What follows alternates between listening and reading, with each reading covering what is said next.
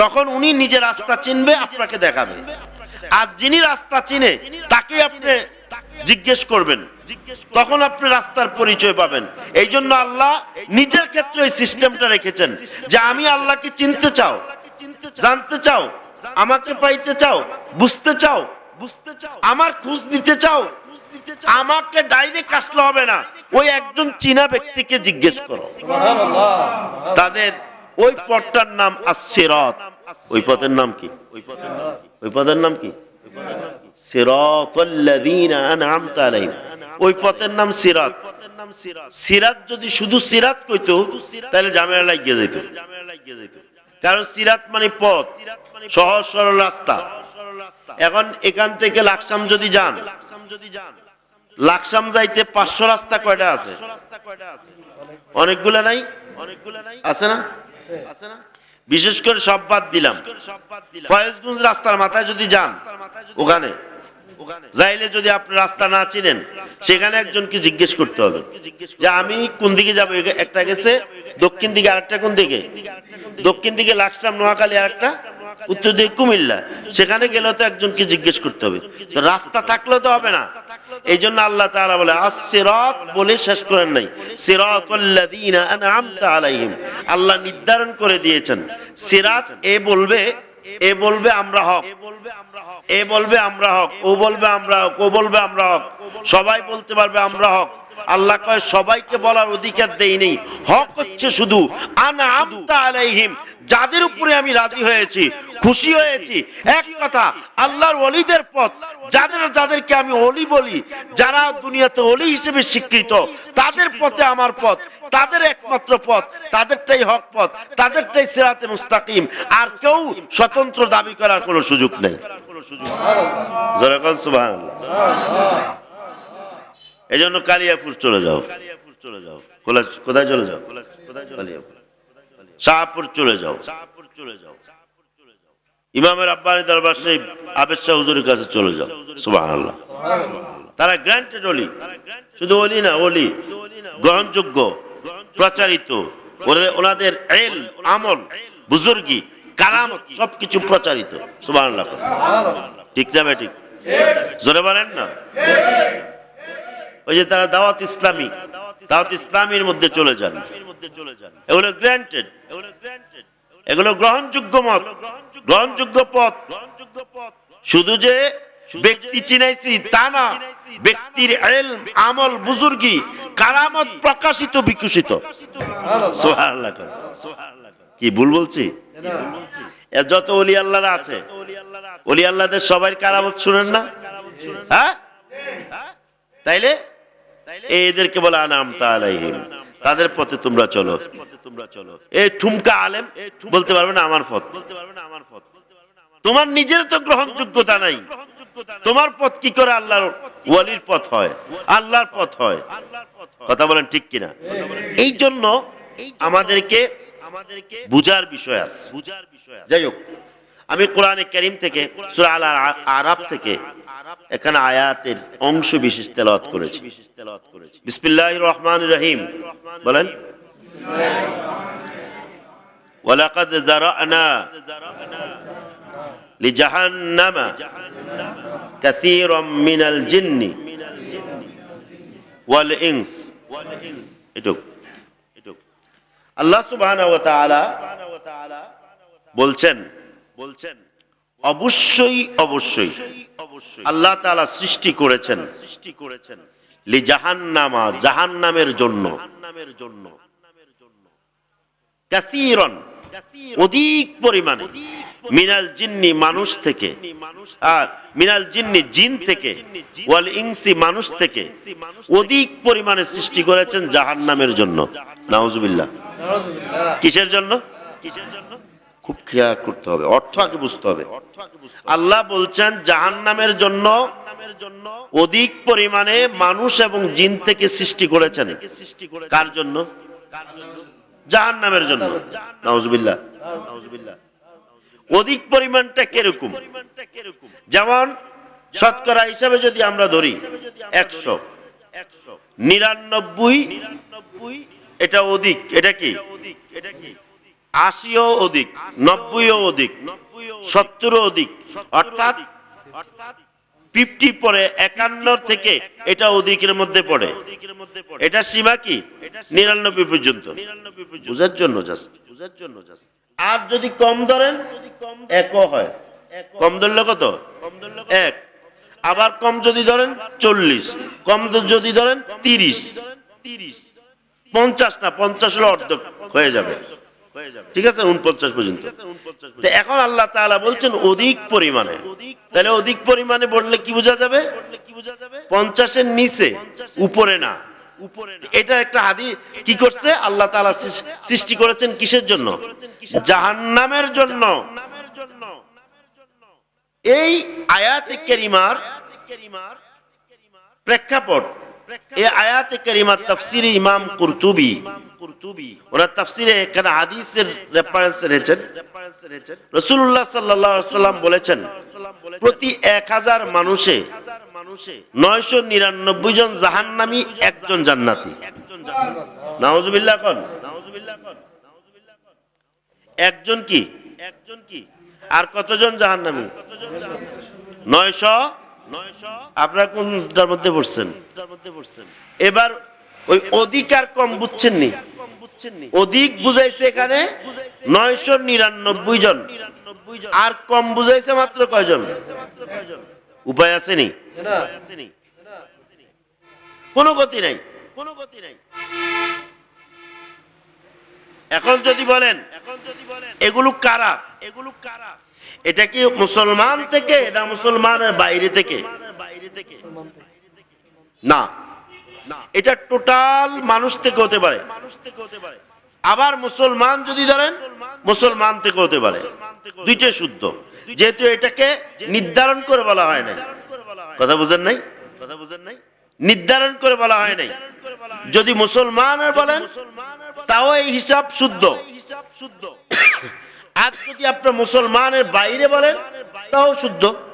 এখন ধরেন সারা পৃথিবীর মধ্যে মুসলমান কত পার্সেন্ট, আর মুসলমানের বাইরে বিধর্মী কত পার্সেন্ট, এই হিসাবটার মধ্যে পড়ে না?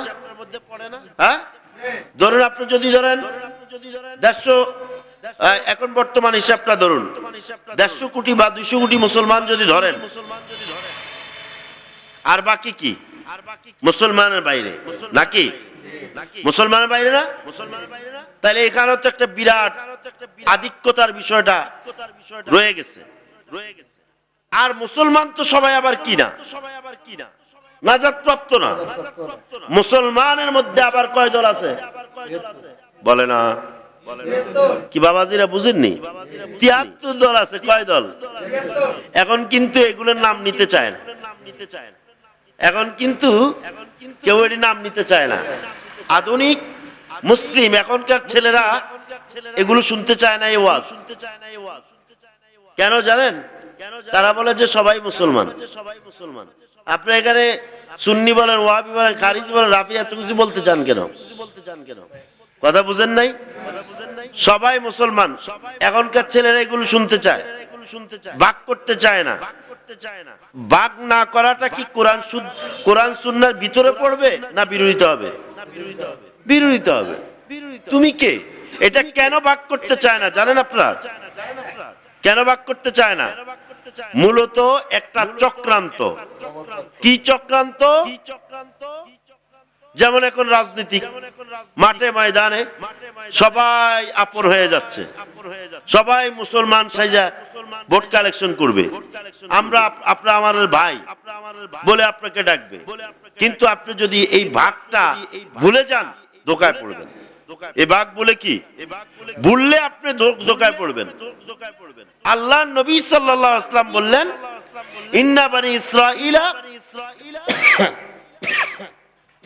ইফতারাকাত আলা 72 ফিরকা। বনি ইসরাঈল 72 দলে বিভক্ত ছিল। কত দলে? ওয়া ইন্না উম্মতি, আর নিশ্চয় আমার উম্মত, সাতাফতারিকু আলা 73 ফিরকা, আমার উম্মত 73 দলে বিভক্ত হবে। তাহলে এখানে কয়টা বেশি? বনি ইসরাইল থেকে কয়টা বেশি? এক দল। আল্লাহ নবীজির দলে মুসলমানের মধ্যে একটা দল বেশি। নবী সাল্লাল্লাহু আলাইহি ওয়াসাল্লাম কি বললেন? কুল্লুহা ফিন্নার, 72টা জাহান্নামে যাবে, ইল্লা বিল্লাহ ইল্লা ওয়াহিদা, একটা ছাড়া। সাহাবায়ে কেরাম প্রশ্ন করলেন, ইয়া রাসূলুল্লাহ, যারা জান্নাতে যাবে, নাজাত প্রাপ্ত হবে, তারা কোনটা? তারা কে? তাদের মত কি? তাদের পথ কি? তাদের পরিচয় কি? আল্লাহর নবীজি বললেন, মা আনা আলাইহি ওয়া আসহাবি। অন্য রাওয়ায়াতে আসছে মা আনা আলাইহিল ইয়াউম ওয়া আসহাবি। ও সাহাবীরা, আমি নবী আজকে যে তোমাদেরকে বলছি, আমি এবং আমার সাহাবীরা, আজকে বলতে তখনকার সময়, আমি এবং তোমরা যে আমার সামনে আছো, এই আজকের দিনে আমি এবং তোমরা মিল্লা যেই দলে, যেই মতে, যেই পথে, যে আমলে, যে আখলাকে, যে আচরণে, যে আকীদা, যে ঈমানের মধ্যে আছি, যারা এই ঈমান, আকীদা, আমল, আখলাকের মধ্যে থাকবে, কিয়ামত পর্যন্ত ওই দলটাই একমাত্র নাজাতি জান্নাতি দল হবে। ওই দলটা কি হবে? ওই দলটা কি হবে? জান্নাতি। জোরে কোন সুবহানাল্লাহ। দুই নাম্বার, মুমিনে ফাসিক, গুনাহগার মুমিন, যাদের ঈমান, আকীদা, বিশ্বাসটা একুরেট আছে কিন্তু আমলের ত্রুটি। আমাদের আছে না নাই? আমরা হচ্ছে মুমিনে ফাসিক, গুনাহগার মুমিন। এরও জান্নাতি। জোরে কোন সুবহানাল্লাহ। যদি শাস্তি পায়ও, বিভিন্ন মেয়াদে পাইলো, সুপারিশ পেয়ে বিভিন্ন উসিলায় তারা জান্নাতি হবে, তার মানে এরও জান্নাতি। এই মুমিনে কামিল, মুমিনে ফাসিক মিললে হচ্ছে আহলে সুন্নাত ওয়াল জামাত, সঠিক পথ, সঠিক দল। দুই প্রকার গেল। এরপর হচ্ছে মুনাফিক। এরপরে কি? মুনাফিক কারা? এরাও মুসলিম। মুনাফিক কারা? মুনাফিক হচ্ছে মুসলিম। মুনাফিক আবার দুই প্রকারের, আকীদায় মুনাফিক, আমলে মুনাফিক। আকীদায় মুনাফিক যে সে কাফেরের চেয়েও খারাপ। কাফের হচ্ছে কি? আকীদায় মুনাফিক কি? যার আকীদায় গলত আছে। যেমন বলবেন নবীজি গুনাহগার, নাউজুবিল্লাহ বলেন না? আল্লাহর নবীজি কি গুনাহগার? এই মধ্যে নাকি আলেম আসেনি? আর কি বলে, ইউটিউবের মধ্যে ভরা। একদল আছে যারা নবীজির জন্য পর্যন্ত দোয়া করে। নাউজুবিল্লাহ করেন না? কথা বুঝেন নাই? নবীকে নিজের মতো মনে করেন না লোক আসেনি? বুঝে নাই? নবীজিকে নিজের মতো মনে করে এরকম লোক আসেনি? নবীজির শান মান নিয়ে বাজে কথা বলে লোক আসেনি? নবী পাক সাল্লাল্লাহু আলাইহি ওয়াসাল্লামের শানে বেয়াদবি চলছে, এরকম লোক আছে না? এরা হলো আকীদায় মুনাফিক, যত বড় আলেম হোক। এরা আকীদায় কি? আকীদায় মুনাফিক, কাফেরের চেয়েও নিকৃষ্ট। এই জন্যই আমার একটা বক্তব্য হচ্ছে, কাদিয়ানী সম্প্রদায় তারা আলাদা হয়ে গেছে। তাদের মধ্যে তারা নিজেদেরকে ভিন্ন ধর্ম মনে করে আলাদা হয়ে গেছে। আমাদের নবী শেষ নবী, আর কোন নবী আসবে না, চূড়ান্ত। এটা মুসলমান স্বীকার করে। কাদিয়ানীরা কাফের, এরা মুসলমান না। যখন তাদেরকে মুসলমান না বলা হয়, কাফের বলা হয়, সব মুসলমান স্বীকার করে, তখন তারা আর আমাদের কাছে এসে বসতে পারে না। পারে? বলে না পারে? হিন্দুরা যেরকম তারা আছে ঠিক, কিন্তু আমাদের সাথে তো তারা বসে না। বা বসলো সাময়িক কোন কাজে বসলো, কিন্তু তাদের সাথে ধর্মের বিষয়ে কোনো কথা হয়? কেন হবে? সে অন্য ধর্মের। কাদিয়ানীরা তাদের মতোই কাফের হয়ে ভিন্ন গোত্রে তারা পরিচিতি লাভ করেছে। আমাদের মত পথ হচ্ছে তারা কাফের, তারা বিধর্মী, মুসলমান না। কিন্তু তারা যত বেশি ক্ষতি না করবে, তার চেয়ে বেশি ক্ষতি করবে আমাদের মধ্যে থাকা যারা নবীজির শানে বেয়াদবি করে। যে সমস্ত আলেমরা, যে সমস্ত নেতারা, যে সমস্ত লোকেরা নবীজির শানে বেয়াদবি করে কিতাব লিখেছে, নবীজির শানে বেয়াদবি করে বক্তব্য দেয়, ইসলামের ক্ষেত্রে আপনার মুসলমান পরিচয় দিয়ে দিন ধর্মের অবমাননা করে, এরা কাদিয়ানীদের চাইতো আরো বেশি নিকৃষ্ট। ঠিক কিনা বলেন? কথা বুঝে আসছে? আপনার ক্ষতি আপনার নিজের লোক বেশি করতে পারবে না, দূরের লোক বেশি করবে? কাছের লোক। আপনার লেবাসে কোন ব্যক্তি এসে আপনাকে যেভাবে ধোঁকা দিতে পারবে, ভিন্ন লেবাসে এসে দিতে পারবে না। মুনাফিকদের চরিত্র, তারা ভিতরগতভাবে মুনাফিক ইহুদিদের এজেন্ট বাস্তবায়ন করবে, কিন্তু বাহ্যিকভাবে তাদের লেবাস হবে মুসলমানের। তারা কুফরি করবে, নবীর প্রতি বেয়াদবি করবে, ওলিদের শানে বেয়াদবি করবে, কিন্তু তাদের বাহ্যিক লেবাস থাকবে মুসলমান। বাহ্যিক লেবাস কি থাকবে? এই জন্য ইন্নাল মুনাফিকিনা ফিদ দারকিল আসফালি মিনান নার, মুনাফিকরা সবচেয়ে নিম্ন মানের জাহান্নামে তারা যাবে। চিৎকার দিয়ে বলেন নাউযুবিল্লাহ। যারা আমাদের ধর্মের বিশ্বাসগত আঘাত দেয়, তারা আকীদায় মুনাফিক। তারা কি? তাদের বিষয়ে আমরা জানলাম, চিনলাম। তারা নবীজির শানে বেয়াদবি করবে, ওলিদের শানে বেয়াদবি করবে, ইসলাম সম্পর্কে বিভিন্ন বাজে মন্তব্য করবে, বাজে কথা বলবে, আদব থাকবে না। আল্লাহ সম্পর্কে বাজে কথা বলবে, আদব থাকবে না। এই সমস্ত আলেম হলো, এরা আলেম হলো, এরা হচ্ছে মুনাফিক আলেম। কি আলেম? এবং এই মুনাফিক হচ্ছে আকীদার মুনাফিক। এরা কাফেরের চেয়ে নিকৃষ্ট। এরা এই 72 দলের, এরা জাহান্নামী। আর আমলি মুনাফিক হচ্ছে কথা কথা মিথ্যা বলা, মানুষের ক্ষতি করা, কথা কথা মিথ্যা বলা, ওয়াদা খেলাপ করা, আমানত খেয়ানত করা। এটা সবার কাছে আছে। এটা কি নাই? এটা ইমানদারের কাছেও আছে। এই মুনাফিক তওবা করলে মাপ পাবে, কিন্তু আকীদায় মুনাফিক তওবা করবেও না। যদি তওবা করো, এটা তার বাহ্যিক শুধু একটা প্রতারণা, কোন পন্থীর কারণে তওবা করবে, কিন্তু মৌলিকভাবে তওবা করবে না, কারণ তার মূল অস্তিত্বটা হচ্ছে মুনাফিকি। এই কারণে আমরা এখানে ভাগ করে বুঝলাম মুনাফিক দুই ধরনের। কয় ধরনের? আকীদায় মুনাফিক, আমলি মুনাফিকি অনেকের কাছে আছে, কিন্তু আকীদায় মুনাফিক যখন হবে তখন সে মুমিন না। আমলি মুনাফিকে মুমিন কিন্তু গুনাহগার। কথা বুঝছেন তো? যখন কোন ব্যক্তিকে আকীদায় মুনাফিক বলবে তখন সে মুমিন না, কিন্তু মুসলিম। সে কি বলেন না? লেবাসে মুসলিম, নামাজ পড়ে, রোজা রাখে, রোজার মাসে হজ করে, যাকাত দেয়, আবার হজ করে, ইসলাম ধর্মে অনেক নিয়ম কানুন পালন করে, কিন্তু নবীজিকে গুনাহগার মানে। নাউজুবিল্লাহ বলেন না? নবীজিকে কি মানে?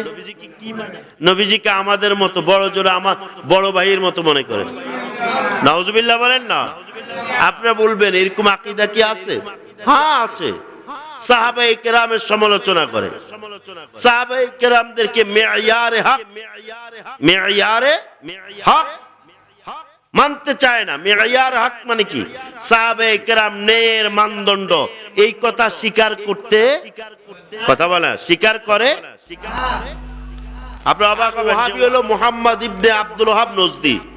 এটা সৌদি আরবের বর্তমান রিয়াদ, পূর্বের নাম হচ্ছে নজদ।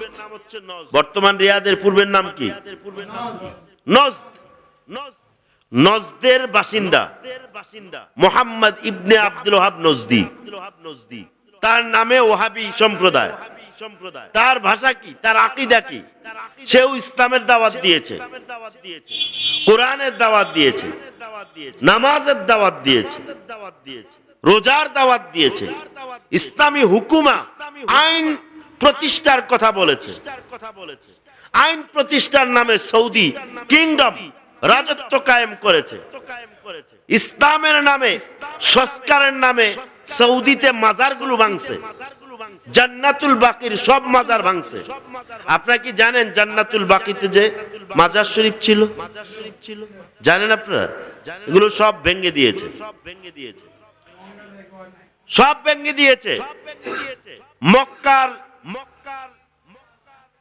মুআল্লা কবরস্থানের সব ভেঙে দিয়েছে, গুঁড়ো করে দিয়েছে। কেন? সংস্কারের নামে, সংশোধনের নামে। কি সংশোধন? সংশোধন হচ্ছে শিরক বেদাত উচ্ছেদ করছে, শিরক বেদাত উচ্ছেদ করছে। মুহাম্মদ ইবনে আব্দুল ওয়াহাব নাজদি শেষ পর্যন্ত সে নবী পাক সাল্লাল্লাহু আলাইহি সাল্লামের গম্বুজ শরীফ ভাঙার জন্য কি তার দল বল নিয়ে যখন যাচ্ছে, তখন তাকে জিজ্ঞেস করা হলো, তুমি কার রওজা শরীফ ভাঙতে যাও? তখন সে বলল যে মুহাম্মদ সাল্লাল্লাহু আলাইহি ওয়াসাল্লাম ওনার। কেন কেন যাচ্ছ? তখন সে হাতের লাঠিটা জমিনের মধ্যে এভাবে রেখে বলল যে আসাই খায়রুম মিন মুহাম্মদ। নাউজুবিল্লাহ বলেন। আমার এই হাতের লাঠি মুহাম্মদের চেয়ে উত্তম। নাউজুবিল্লাহ বলেন। হাতের লাঠি নবীজির চেয়ে কি? কারণ এই হাতের লাঠি দ্বারা বিষাক্ত সাপকে মারা যায়, বিচ্ছুকে মারা যায়, শত্রুকে প্রতিহত করা যায়। এই জন্য হাতের লাঠি উত্তম। মুহাম্মদ সাল্লাল্লাহু আলাইহি সাল্লামের কোনো ক্ষমতা নেই, এই কারণে সে লাঠিকে উত্তম বলেছে। নাউজুবিল্লাহ বলেন। এরপরে সে বলেছে ইন্না মুহাম্মাদা কাদ মাতা ওয়া হুয়া ফিত তুরাব। মুহাম্মদ সাল্লাল্লাহু আলাইহি সাল্লাম মরে মাটির সাথে মিশে গেছে। নাউজুবিল্লাহ বলেন। এ হচ্ছে ওয়াহাবিদের আকীদা, এ হচ্ছে কথিত আহলে হাদিসদের আকীদা, এ হচ্ছে লামাযহাবীদের আকীদা, এ হচ্ছে বাতিলদের আকীদা। এরা হচ্ছে আকীদায়ে মুনাফিক, যাদের কাছে আল্লাহর নবীর সম্মান নেই, ইজ্জত নেই, অথচ আল্লাহ তাআলা নবীকে সম্মান করা, ইজ্জত করা আল্লাহ তাআলা ফরজ করে দিয়েছেন। কি করেছেন? জোরে বলেন, কি করেছেন? শুধু ফরজ। কিরকম ফরজ? সব ফরজের সেরা ফরজ, সব ফরজের সেরা ফরজ। কিরকম ফরজ? সব ফরজের। নবীর সম্মান নাই তো নামাজ নাই, নবীর সম্মান নাই তো রোজা নাই, নবীর সম্মান নাই তো তোমার ইসলাম নাই, ঈমান নাই, কিছুই নাই, নাই কিছুই নাই, তুমি জাহান্নামী। তাহলে বোঝা যায় নামাজ ফরজ, তার পূর্বে নবীর সম্মান ফরজ, রোজা ফরজ, তার পূর্বে নবী সম্মান ফরজ, হজ ফরজ, তার পূর্বে নবী সম্মান ফরজ, কাবাকে ইজ্জত দেওয়া ফরজ, তার পূর্বে নবীকে সম্মান করা ফরজ, ঈমান ফরজ, তারপরে নবীকে মুহাব্বত করা ফরজ।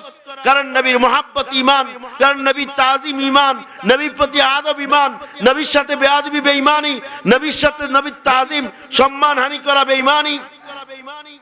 নবী পাক সাল্লাল্লাহু আলাইহি সাল্লাম আর এগুলোকে স্বীকার করা, নবী সাল্লাল্লাহু আলাইহি ওয়াসাল্লামকে সম্মান করা, ওনাকে মেনে নেওয়া, এটাই হচ্ছে ইসলাম এবং প্রকৃত ঈমান।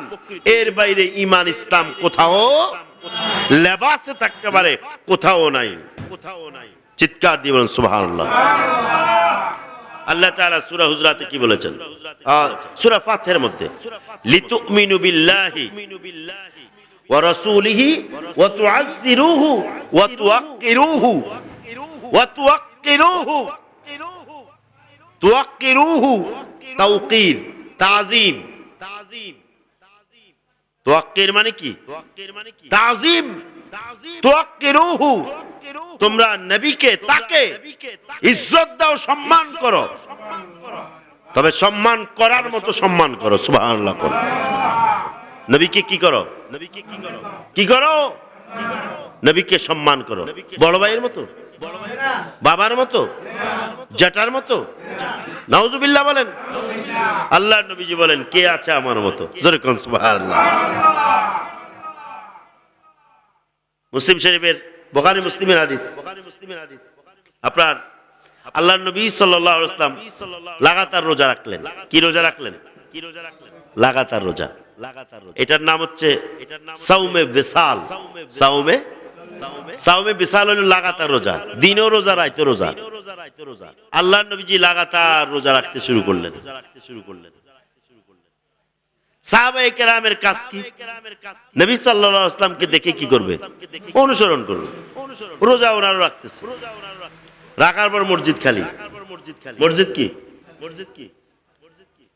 আল্লাহর নবীজি জিজ্ঞেস করে সাহাবীরা, যারা কয়েকজন আছে, আমার সাহাবীরা কো? মসজিদে খালি, নামাজে যে মানুষ নাই। বলে ইয়া রাসূলুল্লাহ, আপনি যে রোজা রাখতেছেন, তারা রোজা রাখতেছে। ও রোজা রাখে তারা দুর্বল হয়ে গেছে, হাঁটা চলা করতে পারে না, রাত্র খানা নাই, দিনও নাই, ইফতার নাই, সেহরি নাই।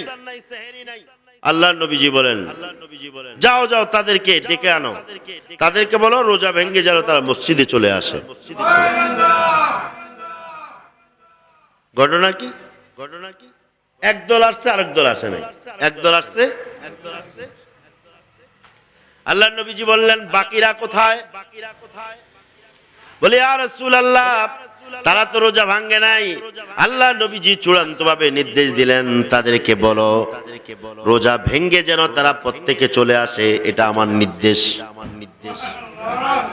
সাহাবায়ে কেরাম তাদেরকে বললেন, সবাই আসলো। এবার আসার পর আল্লাহ নবীজি তাদেরকে ধমকালেন। কি অর্থে ধমকালেন?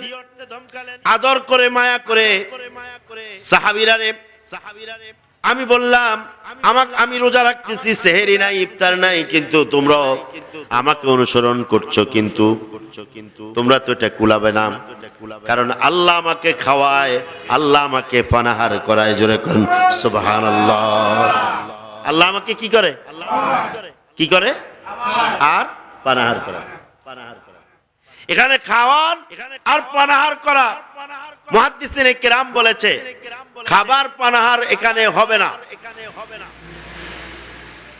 কারণ আমরা জানি সাওমে বিসাল হচ্ছে যার ইফতার নাই, সেহরি নাই, অর্থাৎ খানা পিনা কিছুই নাই। তাহলে আল্লাহ নবীজি বললেন আমাকে খাওয়ায় আল্লাহ, পানাহার করায় আল্লাহ, এটার অর্থ কি? তাহলে তো সাওমে বিসাল হবে না।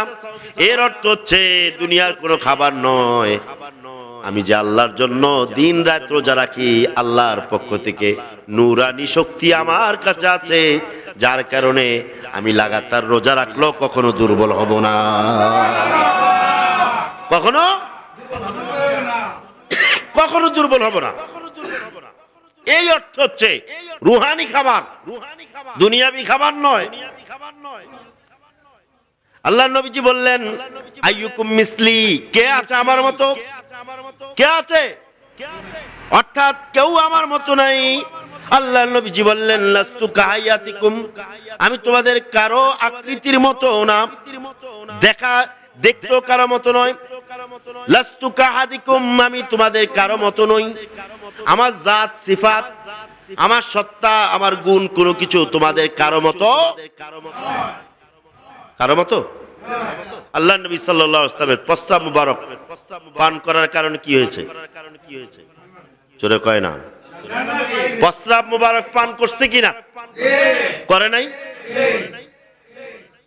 হযরতে উম্মে আইমান, ওনার একটা ডাকনাম, ওনার একটা কুনিয়াত হচ্ছে বারাকা।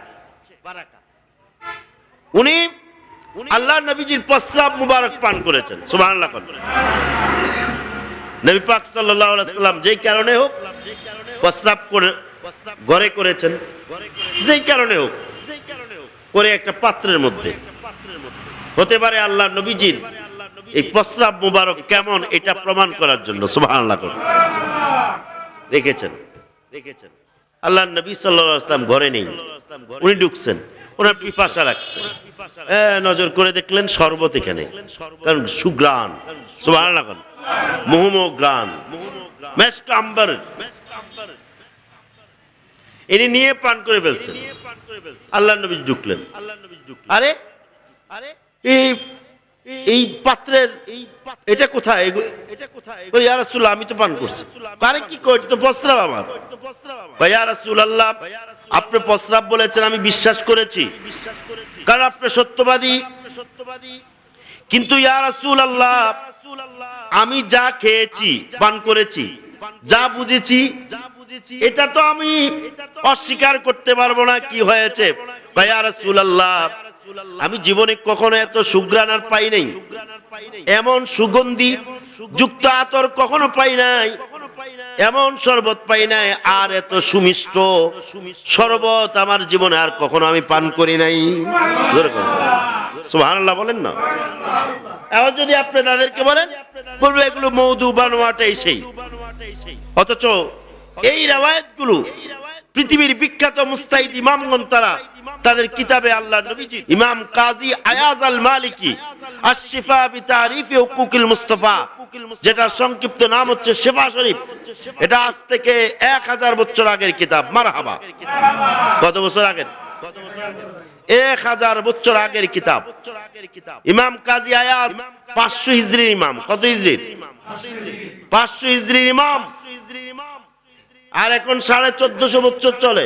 সুবহানাল্লাহ কোন ইমাম কাজী আয়াজ তার শিফা শরীফের মধ্যে এই riwayatগুলো এনেছেন। আলহামদুলিল্লাহ কোন। তাহলে আল্লাহর নবীজি কি আমাদের মতো আকৃতি, প্রকৃতি, ওনার জাত, সিফাত কিছুই না। শুধু তাই নয়, প্রস্রাব মুবারক বলতে হয়। সুবহানাল্লাহ।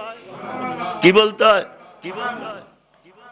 দুনিয়ার কোন মানুষকে যদি মস্কারি করে যদি কেউ প্রস্রাব মুবারক বলে, কি বলে?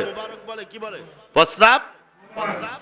কেউ কারো প্রস্রাবকে যদি মুবারক বলে, কুফরি আসবে, গুনাহ হবে, প্রথম রায় হারাম। জাইন্না শুন্না যদি করে কুফরি হবে। কারণ অপবিত্রকে বরকতময় বললে কি আসবে? কুফরি আসবে। কি আসবে? কুফরি আসবে। জানেন আপনারা? অপবিত্রকে বরকতময় বললে, পায়খানা যদি মুবারক বলে সেম ফতোয়া আসবে, তিরস্কারের অর্থে। কিন্তু দেখুন, আর কেউ যদি আল্লাহর নবীজিকে ইনকার করে, তিরস্কার করে, যে ওনার পায়খানা আমাদের মতো পায়খানা ছিল, ওনার পায়খানা প্রস্রাব আমাদের মতো ছিল, এটাও কুফরি আসবে, এটাও নবীজির মানহানি। কারণ আল্লাহর নবীজির পায়খানা প্রস্রাবের কোন ধরনের বর্ণনা, সুগন্ধ বা পবিত্র ছাড়া পৃথিবীর কোন মুসলমান দ্বিতীয় আর কোনটা জানে? মুসলমানদের আকীদা হচ্ছে নবী পাক সাল্লাল্লাহু আলাইহি ওয়াসাল্লামের প্রস্রাব কি পবিত্র, প্রস্রাব কি পায়খানা প্রস্রাব পবিত্র হওয়াটা প্রমাণ করে আল্লাহর নবীজি পরিপূর্ণ নূর। বলেন না সুবহানাল্লাহ।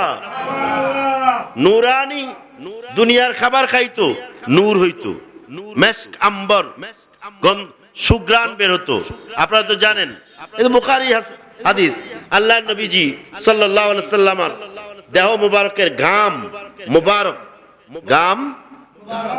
গাম মুবারক আপনার বোতলের মধ্যে, শিশুর মধ্যে এভাবে কি কাঁচাইয়া সাহাবায়ে কেরাম মজুদ করতেন তাদের বাচ্চাদের জন্য, নিজেরা গায়ে দেওয়ার জন্য। সুবহানাল্লাহ। নবী পাক সাল্লাল্লাহু আলাইহি ওয়াসাল্লাম থুতু মুবারক ফেলতেন, সাহাবায়ে কেরাম হাতের তালুতে নিতেন। হাতে নবী পাক সাল্লাল্লাহু আলাইহি ওয়াসাল্লাম যখন থুতু নিক্ষেপ করতেন তখন তারা হাতে রাখতেন। সুবহানাল্লাহ। তারা গায়ে মুখে মাখতেন মেশক আম্বরের ঘ্রাণ। কিও মিয়া আম্মা জান আয়েশা রাদিয়াল্লাহু তাআলা আনহা, তাও শিফা শরীফের মধ্যে বর্ণনাটা আসছে। আল্লাহ আম্মা জান আয়েশা রাদিয়াল্লাহু তাআলা আনহা একবার নবী পাক সাল্লাল্লাহু আলাইহি ওয়াসাল্লাম টয়লেটে গেলেন। উনি বের হলেন, আম্মা জান ঢুকলেন, যে এখানে পরীক্ষা করবে কি ওনার পায়খানা কেমন। গিয়ে দেখলেন সুগ্রাণ, কোনো পায়খানা নেই। ইয়া রাসূলুল্লাহ, আপনি কি টয়লেট করেন নাই? কাহা করেছি, তো সেখানে সুগ্রাণ পাইলাম না। আল্লাহর নবীজি বলে আকালাতিল আরদু, জমিন বক্ষণ করেছে। ওয়া কি করেছে? জমিন কি করেছে? জমিনের খাবার, প্রস্রাব জমিনের খাবার, প্রস্রাব পায়খানা, নবী পাক জমিনের উপরে হাঁটা চলা সবকিছু জমিনের জন্য রহমত। কেউ মিয়া এমন নবী পাইয়া আপনি যদি বলেন আমার মতো, এটা মুনাফিক। এটা কি? জোরে বলেন, মুনাফিক। এই জন্য বলছি, এই পূর্বের কথায় এখন আরেকটা পয়েন্ট রয়ে গেছে। সাহাবায়ে কেরাম সাওমে বিসাল করলেন, লাগাতার রোজা। আল্লাহর নবীজি সেখানে কি জানাই দিলেন? কেউ আমার মতো নয়, কেউ আমার মতো নয়। আর আমি নবীর মতো কিভাবে হই? কথা বুঝেন নাই? আমার মতো মানুষ নবী কাফেরেরা কয়, আমার মতো মানুষ নবী ওহাবীরা কয়। কারা কয়? কাফেররা আর ওহাবীরা কয়। ক্বালু মা আনতুম ইল্লা বাশারুম মিসলুনা। সূরা ইয়াসিনে বলছে, সূরা ইয়াসিনে আসছে, আল্লাহ তাআলা জানাচ্ছেন কাফেররা নবীদেরকে দেখলো বলতো তোমরা তো আমাদের মতো মানুষ। নাউজুবিল্লাহ কন না, তোমরা তো আমাদের মতো মানুষ। এটা কাফেররা বলতো। কোনদিন কোন নবী সাহাবী বলে নাই নবী আমার মতো। সাইয়েদনা আবু বকর সিদ্দিক নবীজির শ্বশুর ছিল। কি ছিল? বলেন না, শ্বশুর ছিল না? আপনি কি শুনেছেন কোনদিন জামাই বাবা বলছে? ইয়া রাসূলুল্লাহ, মারহাবা। দেখছেন কি বলেছে? ইয়া রাসূলুল্লাহ। জামাই বাবা বলে নাই। আম্মা জান আয়েশা রাদিয়াল্লাহু তাআলা, উনি কি কখনো আমার স্বামী আমার স্বামী বলে হাদিস বর্ণনা করছে? শুনেছেন কোন মোল্লা বলবি খেতে পারবে? হোক না একটা দলিল দেখ। মোল্লা বলবিরা আমার স্বামী আমার স্বামী বলে, ক্বালা রাসূলুল্লাহ বলেছে, ক্বালা নবিয়্যু, বলেন না সুবহানাল্লাহ, এভাবে বর্ণনা করেছে। আল্লাহর রাসূল বলেছে, আল্লাহর নবী বলেছে। ঘটনা কি? যেদিন তিনি নবী পরিচয় দিয়েছেন, আমি আল্লাহর রাসূল আল্লাহর নবী, সেই দিন থেকে মুহাম্মদ ইবনে আব্দুল্লাহ পরিচয় বাতিল হয়ে সেদিন থেকে ওনার পরিচয় হচ্ছে মুহাম্মাদুর রাসূলুল্লাহ। সুবহানাল্লাহ বলেন। যেদিন থেকে উনি কি পরিচয় দিয়েছেন? আমি আল্লাহর রাসূল, সেদিন থেকে আর মুহাম্মদ ইবনে আব্দুল্লাহ, আব্দুল্লাহর সন্তান, আব্দুল্লাহর বেটা মুহাম্মদ, এই পরিচয় নয়। সেদিন থেকে হচ্ছে মুহাম্মাদুর রাসূলুল্লাহ সাল্লাল্লাহু আলাইহি ওয়াসাল্লাম। ইসলাম বুঝো মিয়া, এত সহজ ইসলাম। ঈমান কোথায় বুঝো? ঈমান তো নবীর কাছে। সুবহানাল্লাহ। ঈমান কোথায়? ঈমান কোথায়? নবীজির কাছে। বুঝেন নাই? ঈমান নবীজির কাছে। আল্লাহ মানা নবী মানা নয়, নবী মানলে আল্লাহ মানা হয়। আসেনি? আল্লাহ মানলে নবী মানা হয় না, কিন্তু নবী মানলে।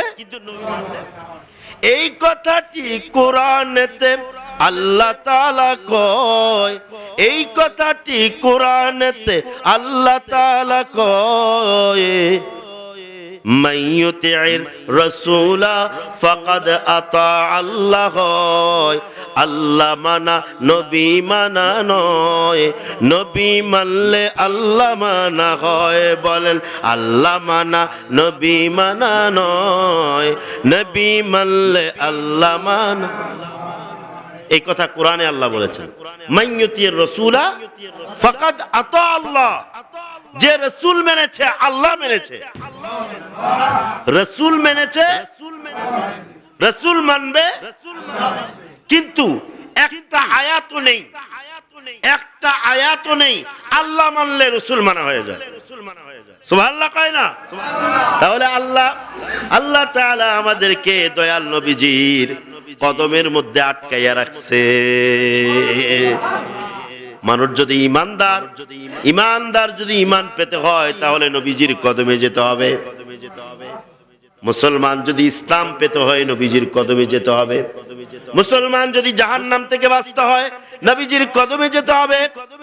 মুসলমান যদি আল্লাহর নিয়ামত রহমত বরকত পেতে হয় নবীজির কদমে যেতে হবে।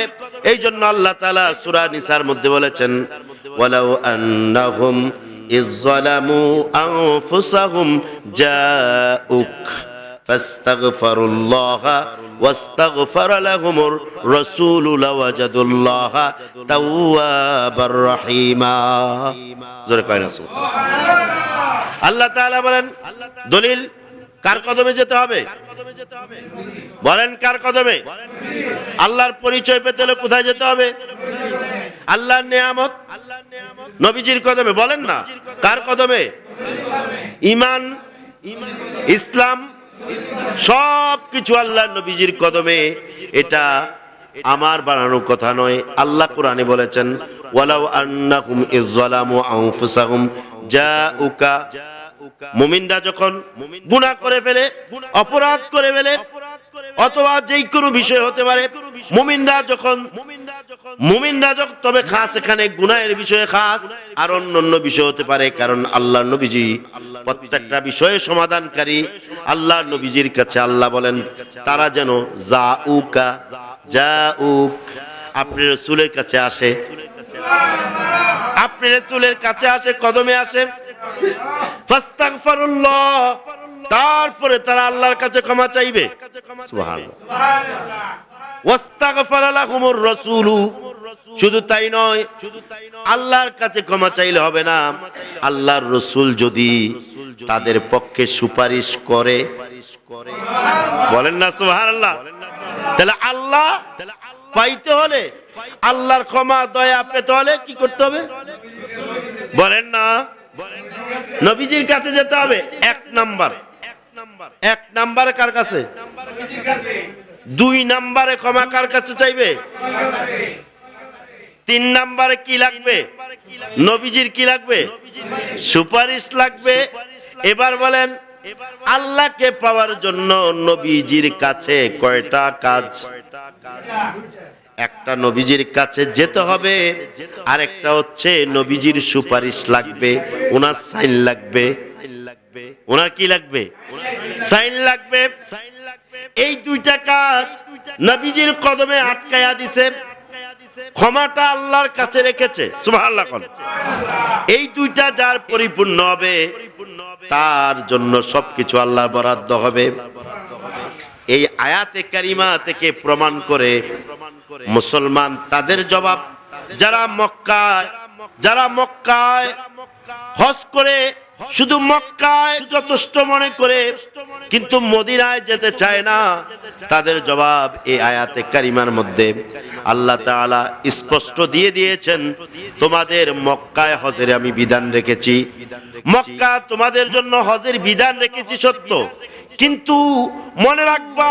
বলেন না মক্কায় আমি কি করব না? মক্কায় ক্ষমা করব না, মক্কায় রহমত দিব না, মক্কায় আমি নিয়ামত দিব না, মক্কায় হজ কবুল করব না। আপনারা যদি বলেন এগুলো তো আপনার কথা, আমার কথা নয়, এই আয়াতে কারিমার ব্যাখ্যা থেকে আল্লাহ তাআলা বলছেন আপনার কাছে আসবে যদি গুনাহ করে, তো গুনাহটা খাস, অন্যান্য সব বিষয় নবীজির কদমে ধরা উম্মত। তাহলে বোঝা যায় হজ যদিও মক্কার সাথে সম্পৃক্ত। কিসের সাথে? মক্কার সাথে সম্পৃক্ত। এই আয়াতে কারিমা বোঝা যায় বান্দা হজ দ্বারা কি করবে? আল্লাহর নিয়ামত চাইবে, হজ দ্বারা জান্নাত চাইবে, হজ দ্বারা জাহান্নাম মাফ হবে নাকি? হজ দ্বারা আল্লাহ থেকে ক্ষমা পাইবে।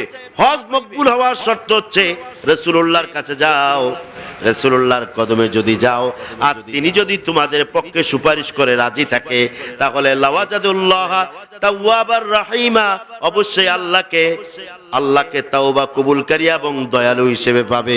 জোরে কয় না সুবহানাল্লাহ। আল্লাহু আকবার।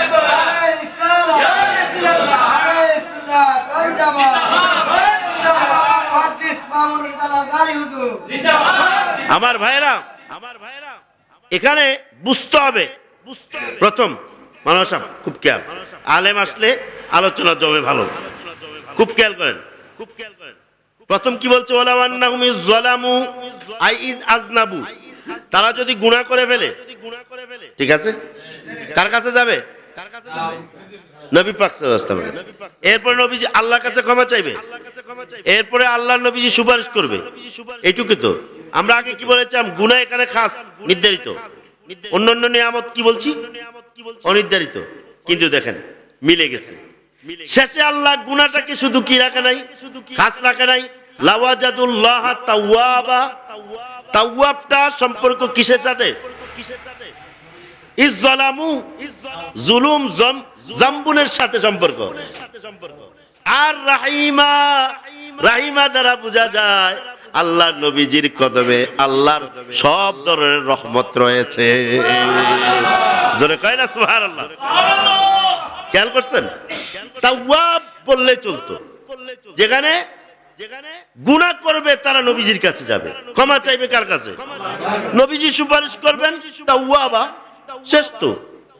অথবা গাফুরা, আল্লাহকে ক্ষমাশীল, অথবা কি তওবা, তওবাকারী হিসেবে। এইটুক বললে তো হতো। তওবা, রাহিমা কেন বলছে? তাইলে রাহিমা, রাহিমা বলতে তারা এখানে গুনার মধ্যে আর সীমাবদ্ধ নয়, যত ধরনের নিয়ামত আছে সব কিছু আল্লাহর নবীজির সুপারিশ এবং তার কদমের মধ্যে রয়েছে। এই রাহিমা, আল্লাহ যে দয়ালু, এই দয়ালু নামটা এখানে যুক্ত করে আল্লাহ গুনাহকে ক্ষমার ব্যাপারে তো বলেছেন তাওয়াব, তওবা কবুল করবেন, ক্ষমা চাইলে তারা ফাস্তাগফিরুল্লাহ। কিন্তু রহিমা দ্বারা আল্লাহ রহমতকে এখানে শামিল করে বুঝাইছেন। শুধু তওবা নয়, শুধু গুনাহ মাফ নয়, নবীর কদমে সমস্ত রহমত। সুবহানাল্লাহ। এই আয়াত থেকে শিক্ষা, যদিও হজের কার্যক্রম মক্কায়, কোথায়? মক্কায়। এটাই সঠিক ইসলাম, কোনো ভুল নাই। কিন্তু এই আয়াত থেকে বোঝা যায় হজ কবুলের শর্ত মদিনায়। এই আয়াত থেকে বোঝা যায় জান্নাতে যাওয়ার শর্ত মদিনায়। এই আয়াত থেকে বোঝা যায় হজের মধ্যে যে রহমত বরকত না পাইলে হজ কবুল হবে না, ওটা নবীজির কদমে। বলেন না সুবহানাল্লাহ? এত সহজ ইসলাম বোঝা, ইমান বোঝা। ইমান ইসলাম টোটাল নবীজির কদমে। সুবহানাল্লাহ বলেন। আমাদেরকে বেঁধে দিয়েছেন, আমাদেরকে কি করেছেন? বেঁধে দিয়েছেন নবীজির কদমে। হ্যাঁ, আল্লাহর নবীজির জামানায় কিন্তু এই মুনাফিক ছিল কি ছিল না? ছিল কি ছিল না? আপনার কোরআনে কারীমের সূরা আহকাফের 9 নম্বর আয়াতের একটা অংশ। হাফেজ সাহেবরা আছেন তো? ওয়ামা আদরি মা ইউফআলু বি ওয়ালা বিকুম।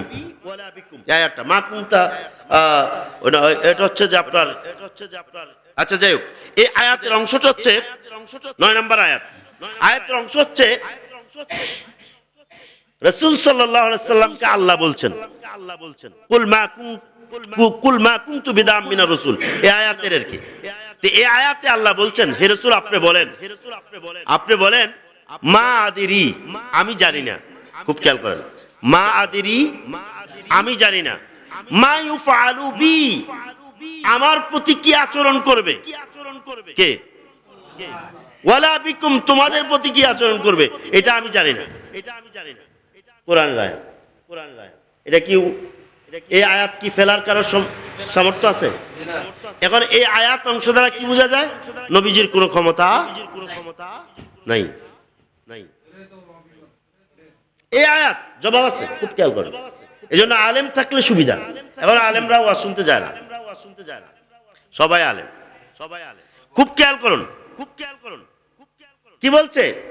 যে আল্লাহ নবীজিকে আল্লাহ শিখিয়ে দিচ্ছেন, হে রাসূল আপনি বলেন আমার প্রতি কি আচরণ করা হবে এবং তোমাদের প্রতি, মানে ওনার পরিবার, সাহাবী, আমি নবী জানি। এই আয়াত যখন নাজিল হয়েছে কাফের মুশরিকরা জানছিনি, জানছে না? এর দ্বার গোপন রয় নাই, মুনাফিকরাও জানছে। এবার সাহাবায়ে কেরামদেরকে চিপায় চাপায় ধইরা বলে, কিত্তা যাও ওনার কাছে। কেন যাও? কেন? এই যে তোমাদের খোদাই তো তোমাদের নবিল্লাই কি এই আয়াত নাজিল করে দিছে, নবী জানে না ওনার প্রতি কি আচরণ করবে, তোমাদের প্রতি কি করবে। সাহাবায়ে কেরাম লজ্জিত। কি কোরআনে আছে না নাই? আছে তো, অস্বীকার তো করতে পারবে না। সাহাবায়ে কেরাম আল্লাহর নবীজির কাছে এসে বললেন, ইয়া রাসূলুল্লাহ, তাদের জবাব আমরা কি দেই? আল্লাহ তো বলছেন, আপনি তো এটা স্বীকার করেন যে আমার কাছে আমার সাথে কি আচরণ, তোমাদের কি সাথে কি আচরণ করবে এটা আমি জানি না। আল্লাহর নবীজি চুপ রইলেন। খেয়াল করুন, সামান্য একটু অংশ ঝামেলা লাগছেনি, কথা বলে না। কোরআন কার বাণী, আয়াত এটা কে নাজিল করছে? এখন ঝামেলা লাগছেনি, এখন আল্লাহর আয়াত, আল্লাহ তাআলার এই আয়াত দিয়া নবীরে, নবী পাককে কষ্ট দিচ্ছে, নবী পাককে লজ্জা দিচ্ছে, সাহাবায়ে কেরামদেরকে লজ্জা দিচ্ছে। কি দিছে না, দেয় নাই? এবার সাহাবায়ে কেরাম যখন নবীজিকে বললেন, আল্লাহর নবীজি কি করলেন? চুপ রইলেন। কিছুক্ষণের মধ্যে হযরতে জিবরাইল আলাইহিস সালাম এসে আল্লাহ তাআলার পক্ষ থেকে জানায় দিলেন সূরা ফাতহের, সূরা আল ফাতহের, সূরা আল ফাত কোনটা? বিসমিল্লাহির রহমানির রহিম।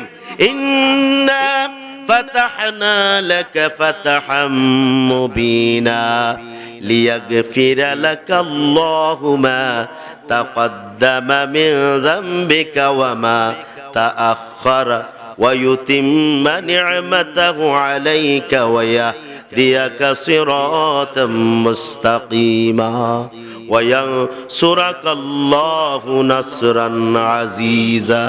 জোরে বল সুবহানাল্লাহ। নবী পাককে লজ্জা দিয়েছে। সাহাবায়ে কেরাম লজ্জিত হলেন। আল্লাহ তাআলা আয়াত নাজিল করে দিলেন সূরা ফাতহের প্রথম 3 আয়াত নাজিল হয়ে গেল। সাহাবায়ে কেরাম তারা নাচতে শুরু করলেন, আনন্দ করতে শুরু করলেন। তারা বললেন, ইয়া রাসূল হানিয়াল্লাকা, ইয়া রাসূলুল্লাহ, শুভ সংবাদ আপনার জন্য। কিন্তু সাহাবায়ে কেরাম বলে, ইয়া রাসূলুল্লাহ, আপনার সমাধান হয়েছে, আমাদের ব্যাপারে তো সমাধান আসে নাই। জোরে কয় না সুবহানাল্লাহ। আপনারটা সমাধান হয়েছে। কি সমাধান হয়েছে? ইন্না ফাতাহনা লাকা ফাতাম মুবিনা, আপনাকে সুস্পষ্ট বিজয় দান করলাম। কি দান করলাম? সুস্পষ্ট বিজয়। নবী পাককে বিজয় দান করেছে। মক্কা বিজয়, বায়াতের রিদওয়ান, এসব বিজয় না? সব বিজয়। আচ্ছা, এবার আসেন কি লিয়াগফিরা লাকাল্লাহ, লিয়াগফিরা লাকাল্লাহু মা তাকদ্দামা মিন যামবিকা মা তাআখার।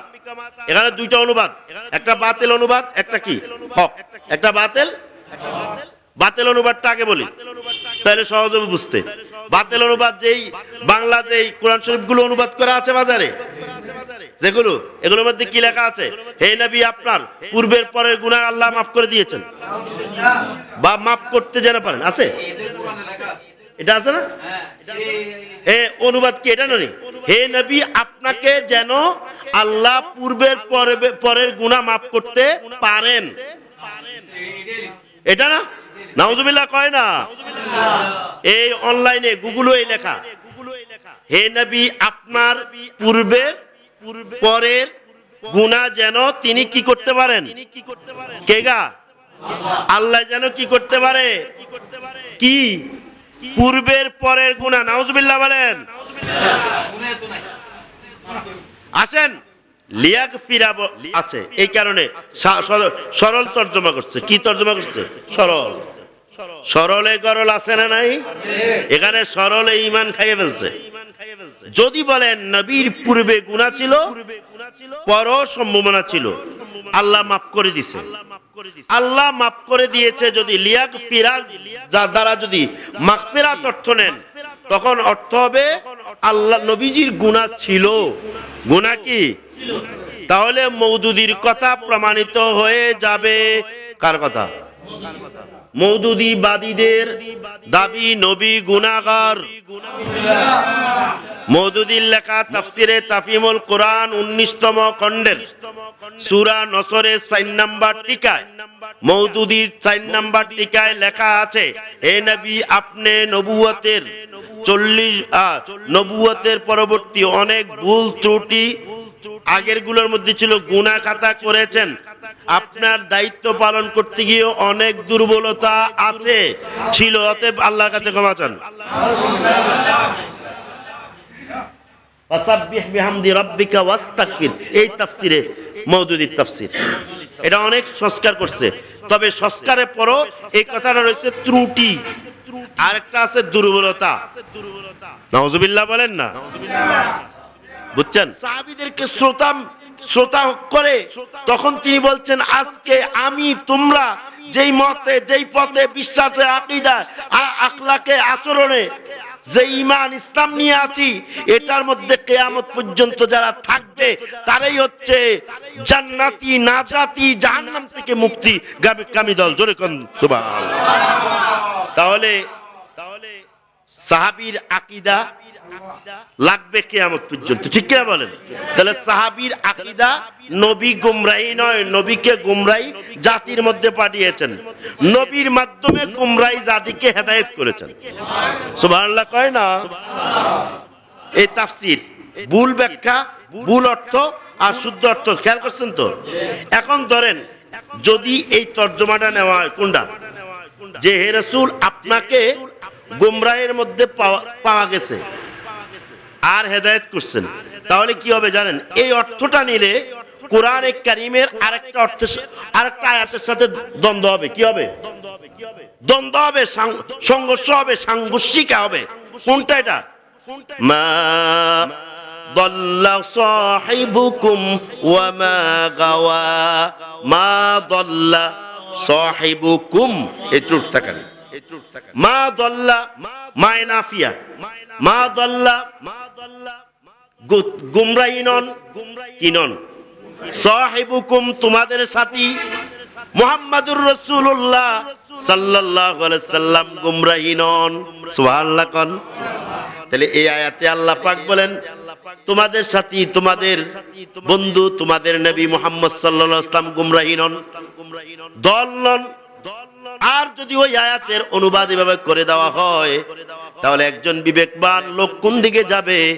তাহলে স্পষ্ট মানুষ গুমরাহি হয়ে যাবে।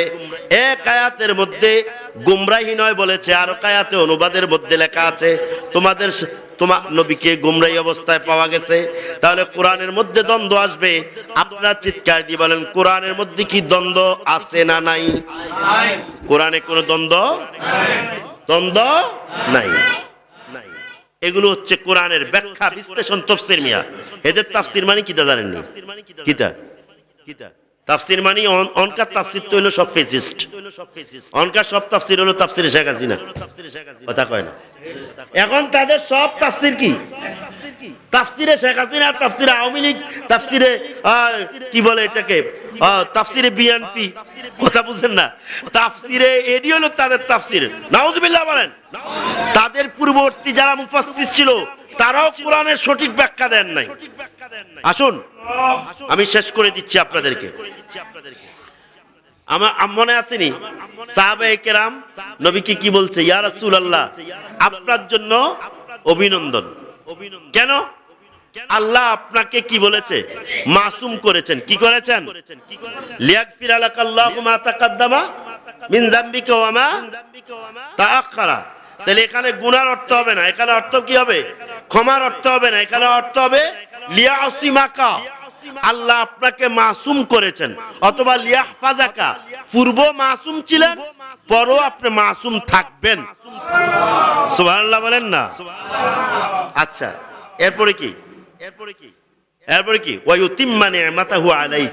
এই দেখেন নবীজি কি বলছে ওই আয়াত দ্বারা, সূরা আহকাফের আয়াত দ্বারা কি বোঝা গেছে? নবীজির কোনো ক্ষমতা নাই। কি নাই? আপনি বলে দেন যে আমার সাথে তোমাদের সাথে কি আচরণ করবে আমি জানি না, এটা তো ওই আয়াতের। এখন এই আয়াতে তাহলে আমাদের নবী যে ধনী, আমাদের নবী যে জ্ঞানী, আমাদের নবী যে দুজানের বাদশা, এটা প্রমাণ করা লাগবে না? লাগবে না? এখন ওই আয়াতের জবাবে ওই আয়াতের হুকুম আল্লাহ বাতিল করে দিয়েছে। আয়াত কোরআনে আছে কিন্তু হুকুম কি? হুকুম রহিত। সুবহানাল্লাহ কয় না? আমার আল্লাহ নবীজির শানে আয়াত তার আইন কি করেছেন? আইনকে বাতিল করেছেন। আইনকে কি করেছেন? কার জন্য? নবীর জন্য আল্লাহ আইন বাতিল করেছেন, হুকুম বাতিল করেছেন। আয়াত আছে, আয়াত আছে কিন্তু হুকুম নাই।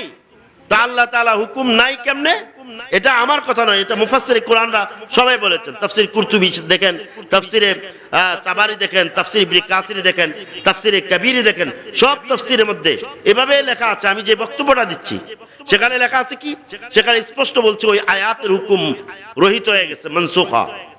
আর কোন আয়াত দ্বারা? সূরা ফাতির এই 3 আয়াত দ্বারা। দেখুন আরো আছে আয়াত, এই 3 আয়াত নবীর জন্য। এখন আল্লাহ তাআলা কি বলছেন? ওয়ায়ুতিম্মা নি'মাতাহু আলাইকা, আপনার উপরে, ওয়ায়ুতিম্মা নি'মাতাহু আলাইকা, আপনার উপরে তার সকল নিয়ামত পূর্ণ করা হলো। সুবহানাল্লাহ কয় না? নবীজির উপর আল্লাহ সব নিয়ামত কি করছেন? নিয়ামাতা, এটা তো আম, খাস না তো।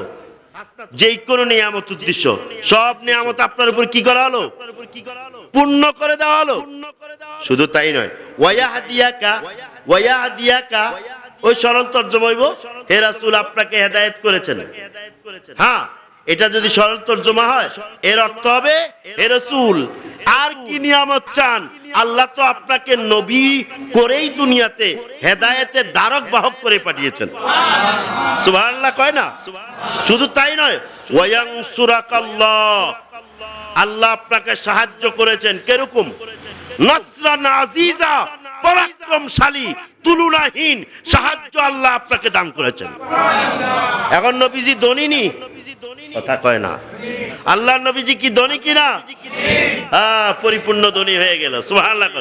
সাহাবায়ে কেরাম এবার আনন্দিত, ইয়া রাসূলুল্লাহ আপনার জন্য আনন্দের বিষয়, খুশির বিষয়। আমাদের বিষয় তো পাইলাম না। হ্যাঁ, আপনার জন্য খুশি, কিন্তু আমাদের নিশ্চয়তা কি?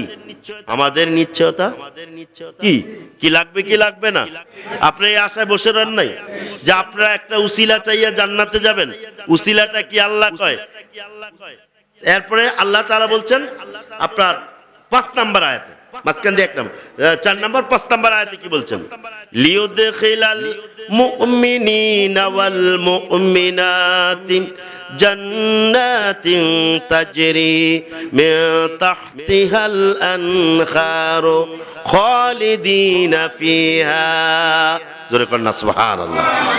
এবার আল্লাহ মুমিনদেরকে বলছে, আগে বলছেন নবীকে আপনাকে নিয়ামত দিয়ে দিয়েছি, আল্লাহ আপনাকে মাসুম করেছেন।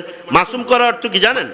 মাসুম করার অর্থ হচ্ছে যিনি মাসুম তার কোনো জবাবদিহিতা নাই, তাকে কিছু জিজ্ঞেস করা যাবে না, হবে না। সুবহানাল্লাহ। আমার নবী কে কিচ্ছু জিজ্ঞেস করবে না, উনি দায়িত্ব থেকে সম্পূর্ণ কি স্বাধীন হয়ে গেলেন। সুবহানাল্লাহ বলেন। অথচ দেখেন বাতিলদের, সুন্নি মুসলমানদের বাইরে, আলেমদের বাইরে বাতিলদের দেখেন যেভাবে ওয়াজ করে, নবী হাসর ময়দানে চিন্তায় থাকবে। নাউজুবিল্লাহ বলেন। অথচ আয়াত প্রমাণ করে আল্লাহর নবীজি সম্পূর্ণ কিছু থেকে কি মুক্ত। সুবহানাল্লাহ বলেন। আরে আল্লাহর নবীজির কাছে কেন যাবেন? ওয়াজ তো আপনারাই করেন। আলা ইন্না আউলিয়াল্লাহি লা খাউফুন আলাইহিম ওয়া লা হুম ইয়াহজানুন। নবী তো অনেক দূর, অনেক দূর। নবীর কাছে যেও না, নবী পাকের কথা চিন্তায় আনো না, বরং তুমি নবীর গোলামের কথা দেখো। ইন্না আউলিয়া আল্লাহ, আল্লাহ পাকের আগে বলেন সাবধান, নিশ্চয় আল্লাহর ওলি যারা লা খাউফুন, দুনিয়াতে ভয় নেই, ওয়ালা হুম ইয়াহজানুন, আখিরাতে চিন্তাও নাই। এটা কোরআন না? কোরআন মানতে হবে না? তা আল্লাহ তো বলছেন নবীর গোলামের দুনিয়ায় ভয় নাই, আখিরাতে চিন্তাও নাই। সুবহানাল্লাহ। কোন ভয় নাই? ভয় নাই কার? ওলির, নবীর গোলামের।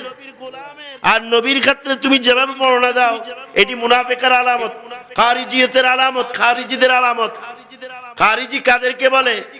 খারিজি হচ্ছে যাদের কথায় বেয়াদবি, যাদের কথায় বেয়াদবি, যাদের কাজে বেয়াদবি, যাদের ইশারায় বেয়াদবি। কার শানে? নবীর শানে, সাহাবায়ে কেরামের শানে, ইমামদের শানে, আউলিয়া কেরামদের শানে। কথায় আচরণ দেখায়, সবকিছু লেখায়, সবকিছুর মধ্যে যাদের যাদের কথায় কথায় বেয়াদবি, এরা হচ্ছে খারিজি। এরা কি? এরা কি? আর খারিজিদের রেজাল্ট কি? আল্লাহ নবীজি বলেন হুম কিলাবুন নার, এরা জাহান্নামের কুকুর। এরা জাহান্নামের কি? এবং তাদের আলামত কি বলছে? এরা উগ্র হবে। কি হবে? উগ্র। উগ্র কেরম উগ্র? ইসলামের নামে মসজিদের মধ্যে হামলা। উগ্র কি?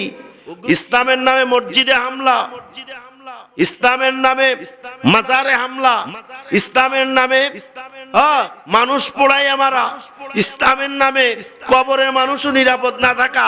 এরকম উগ্রতা। শুধু উগ্রতা নয়, যা ইচ্ছা তাই মনে করে। এখন টিকিটও বেচা শুরু করছে ইসলামের নামে। এত অপব্যাখ্যা, এত অপপ্রচার, এত ধরনের উগ্রতা তাদের মধ্যে, মারামারি, হানাহানি, কাটাকাটি। কিন্তু ইসলামের সৌন্দর্য কিয়ামত পর্যন্ত মুসলমান কখনো, মুসলমান রাজত্ব করবে, মুসলমান লড়াই করবে, যুদ্ধ করবে, তারপরে বিধর্মীদের সাথে তাদের অবশ্যই ধর্মীয় ব্যবধান থাকবে, কিন্তু বিধর্মীরাও আঙ্গুল তুলে কখনো মুসলমানের আদর্শের প্রতি কখনো তারা আঙ্গুল তুলে কথা বলতে পারবে না। এটার নাম ইসলাম। সুবহানাল্লাহ। প্রমাণ চাইবেন? প্রমাণ চাইবেন? শাহজালালের মাজারে যান। হযরত শাহজালাল ইয়ামানি গৌর গোবিন্দের বিরুদ্ধে যুদ্ধ করেছেন, ঠিক না ঠিক? কার বিরুদ্ধে? কার বিরুদ্ধে? গৌর গোবিন্দের বিরুদ্ধে যুদ্ধ করছেন, পতন ঘটাইছেন। বর্তমান হিন্দুদের কি থাকা দরকার ছিল? কি থাকা দরকার ছিল? এই শাহজালাল আমাদের পূর্বপুরুষকে কি করছে? ধ্বংস করে দিয়েছে, যুদ্ধ করছে। এটা না থাকার দরকার ছিল। শাহজালাল এটা করছে, এটা করছে, কিন্তু না। যান গৌর গোবিন্দরে খেদাইছে, পালাইছে, পরাজয় করছে, ইসলামী আধিপত্য বিস্তার করছে, ইসলাম প্রচার প্রতিষ্ঠা হয়েছে। শাহজালাল সেই কোথায়? সেই জমিনে আছেন, অথচ সেই জমিনে হিন্দুরা শাহজালালের দরগায় ওই সমস্ত মুসলমান যারা ওলিয়া উলিয়া কেরামদের শানে, অর্থাৎ খারিজি মুসলমান, তাদের চেয়েও বেশি শাহজালালের দরগায় হাজিরা দেয়। জোরে কয় না সুবহানাল্লাহ। আদর্শ কোত্থেকে আসলো? তারাও শাহজালালের ইতিহাস পড়ে দেখে ওনারা তো পবিত্র আত্মা, অধিকারী লোক। তারা তো অস্ত্র ধরে নাই, কাউকে মারে না। সঠিক ইসলাম। আচ্ছা আচ্ছা, এখন মজার বিষয় হলো অনুবাদ কিন্তু করে রাখছে, সমস্ত অনুবাদ এইভাবে লেখা। এখন অনুবাদটা কি হবে?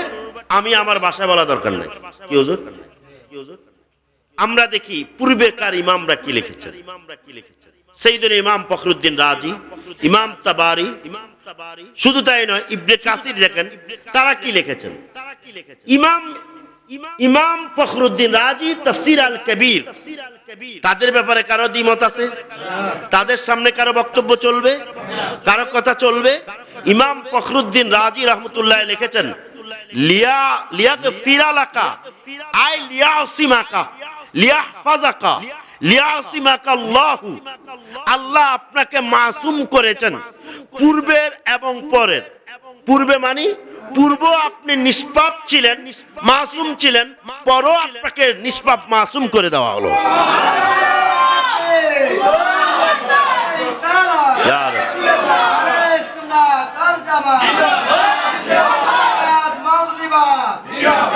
আসুন শুনুন, আরেকটা আয়াতের একটা ব্যাখ্যা দেই, তাহলে আরো ক্লিয়ার হবেন। খুব কায়দিক তাকান, আমার দিকে তাকান, আমার দিকে তাকান। বিসমিল্লাহির রহমানির রহিম বলেন জাদাকা ওয়াজাদাকা দাল্লান আর সর্দি জ্বর এই দেন না কষ্ট হয়, কাশি আসতেছে। ওয়াজাদাকা দাল্লান, এখানে একটা অনুবাদ, সরল অনুবাদ, সরলের ভিতরে ঈমান শেষ দেন। হে নবী আপনাকে, ওয়াজাদাকা আপনাকে পেয়েছেন, তিনি আল্লাহ, কে? তিনি আল্লাহ আপনাকে পেয়েছেন দল্লান, দল্লান গুমরাহী অবস্থায়। আরে নাউজুবিল্লাহ কয় না, নবীকে আল্লাহ গুমরাহী অবস্থা পাইছে। ফাহাদা, হ্যাঁ এরপর কি অতবার কি করেছে? হেদায়েত করেছেন। নাউজুবিল্লাহ কোন? এই অনুবাদ আছে না নাই হুজুর? এই অনুবাদ সব বাজারের অনুবাদের মধ্যে আছে, বুঝছেন? তারা এইভাবে বর্ণনা করে, তারা অনেক আলেমরা এইভাবে কথাও বলে, হে নবী আপনাকে আল্লাহ তাআলা গুমরাহী অবস্থায় পেয়েছেন, অথবা রাস্তা না জানা অবস্থায়, অথবা অনবহিত অবস্থায় পেয়েছেন। এরপর আল্লাহ আপনাকে চিনাইছেন, রাস্তা হেদায়েত করেছেন। নাউজুবিল্লাহ করে। এখানে একটা আকীদা জড়িত আছে, আর একটা ভিন্ন আকীদা। এদের মতে নবী 40-এর আগে নবী ছিল না। এই কারণে তারা মনে করে 40-এর আগে সাধারণ মানুষ গুনাহ করেছেন, খাতা করেছেন, অপরাধ করেছেন। নাউজুবিল্লাহ বলেন। এগুলো বুঝানোর জন্য। এই কারণে তারা বলে আপনি গুমরাহী ছিলেন, নাউজুবিল্লাহ, নবুয়ত দিয়ে আপনাকে হেদায়েত করেছেন। অথচ মুসলমানদের নবী সাল্লাল্লাহু আলাইহি ওয়াসাল্লামের এবং সাহাবায়ে কেরামের আকীদা হচ্ছে নবীজি সৃষ্টির শুরু থেকেই নবী। কখন থেকে নবী? তাইলে নবীজি কি 40-এ নবী না 40-এ প্রকাশ? 40-এ প্রাপ্তি না প্রকাশ? উনি প্রকাশ 40-এ, প্রাপ্তি কখন? সৃষ্টির শুরুতে। এই প্রসঙ্গটা আমাদের নয়, সাহাবায়ে কেরাম ওনাকে জিজ্ঞেস করছে। আল খাসাইসুল কুবরার মধ্যে ইমাম জালালউদ্দিন সুয়ুতি সবগুলো হাদিস আনছেন। খাসাইসে কুবরা দ্বিতীয় খণ্ডের মধ্যে একবারে সবগুলো হাদিস উনি একত্রিত করেছেন, সহিহ riwayat। আল্লাহ নবীজিকে জিজ্ঞেস করেছে, ইয়া রাসূলুল্লাহ মাতা ওয়াজাবাত লাকা নবুওয়া, অন্য riwayate আসছে মাতা কুনতা নাবিয়ান, ইয়া রাসূলুল্লাহ কখন আপনার উপর নবুয়ত আবশ্যক ছিল, অথবা কখন থেকে আপনি নবী ছিলেন? আল্লাহ নবীজি বলে কুনতু নাবিয়ান ওয়া আদামু বাইনাল মাই ওয়াল মুনজাদিল, মাই ওয়াল মুনজাদিল, কুনতু নাবিয়ান ওয়া আদামু বাইনাল জাসাদি ওয়ার রূহ, কুনতু নাবিয়ান ওয়া আদামু বাইনাল মাই ওয়াত তিন। জোরে কোন সুবহানাল্লাহ। কয়টা বর্ণনা বললাম? তিনটার মধ্যে একটা অশুদ্ধ। তিন শব্দ, তিনের যে বিষয়টা এটা অর্থগত শুদ্ধ, কিন্তু এটার বর্ণনা, এটার যে শব্দগত এটা অশুদ্ধ। কিন্তু বাকি দুইটা এটা আহলে হাদিস যারা বলে কথিত আর কি। আহলে হাদিস তো মুহাদ্দিসিনে কিরাম, যারা নিজেদেরকে আহলে হাদিস বলে আর কি, বুঝছেন না? এরা আহলে হাদিস তা আহলে হদস, অপবিত্র গোষ্ঠী। কি গোষ্ঠী? অপবিত্র গোষ্ঠী। এরা ইমামকে মানে না। যারা ইমাম মানবে না তাদের ঈমান থাকবে না। ইমাম না মানলে কি ঈমান থাকে না? এটা আরেকটা প্রসঙ্গ। যাই হোক, তো বলছিলাম আপনার তারাও এটা স্বীকার করে। কোনটা? কুনতু নাবিয়্যা ওয়া আদামু বাইনাল মাই ওয়াল মুনজাদিল, আমি তখনও নবী ছিলাম যখন আদম নবী মাটি এবং পানিতে মিশ্রিত। সুবহানাল্লাহ বলেন না? বাইনাল মাই ওয়াল মুনজাদিল, এটা সহিহ হাসান হাদিস, শুদ্ধ riwayat। আরেকটা কি? ওটা শুদ্ধ। কুনতু নাবিয়্যা ওয়া আদামু বাইনাল জাসাদি ওয়ার রূহ, আমি তখনও নবী ছিলাম যখন আদম নবী এবার মাটি পানিতে না, এবার জিন্দা। বাইনাল মাই বাইনাল জাসাদি ওয়ার রূহ, রূহ এবং শরীর নিয়ে যখন জিন্দা অবস্থায় আছেন। তাহলে আমাদের নবী কখনকার নবী? সৃষ্টি শুরু থেকে। সুবহানাল্লাহ কোন? আদম নবীরও আগে নবী। জোরে কোন না সুবহানাল্লাহ। এখন যারা বলে নবীজি 40-এ নবুয়ত পাইছে, তাদের আকীদা শুদ্ধ? জোরে বলেন না। তাদেরকে ভোট দিবেন? তাদেরকে সমর্থন দিবেন? কোয়েন না বলে হুজুর রাজনীতি করতে আইছেন কেন? আর রাজনীতি তো তারা বেশি করে, আমরা তো রাজনীতি করি না। আমরা হারা জীবনে আসি নবী লইয়া। জোরে কয় না সুবহানাল্লাহ। সুন্নিরা আছে কারে লইয়া? জোরে বলেন না। আমরা নবীজি লড়ে আছি আলহামদুলিল্লাহ। কারণ আল্লাহ আমগরে নবীর কদমে বান্ধি দিছে, নবীজির কদমে বান্ধা দিচ্ছে, যার কারণে আমাদের আর এদিক সেদিক কোনো ক্ষমতা ইত্যাদির দিকে আমু খেয়াল নাই। আমু খেয়াল হলো আখিরাতের বাচ্চাই করা। জোরে কয় না সুবহানাল্লাহ। আল্লাহ তাআলা শিখিয়েছেন ওয়ালাল আখিরাতু খায়রুল লাকা মিনাল উলা। আপনি রাসূলের জন্য, এর অর্থ আপনার উম্মতের জন্য, আপনার জন্য উম্মতের জন্য দুনিয়া নয় আখিরাত উত্তম। যখন মদিনার খনন কার্য চলতেছে, কঠিন অবস্থা, খানা পিনা নাই, একেবারে কঠিন পরিস্থিতি। সাহাবায়ে কেরাম অনেকে কাজ করেন, অনেকে জিরান। নবী পাক সাল্লাল্লাহু আলাইহি ওয়াসাল্লাম পরিদর্শনে গেলেন, যায় দেখলেন এই অবস্থা। সাহাবায়ে কেরাম কষ্ট দেখে নবীজি হাত তুলে বললেন, আল্লাহ, তোমার কাছে আমি দুনিয়ার জীবন চাই নাই, আমি আখিরাতের জীবন চাইছি। জোরে কোন সুবহানাল্লাহ। কিসের জীবন চাইছি? জোরে বলে না। আখিরাতের জীবন চাইছি।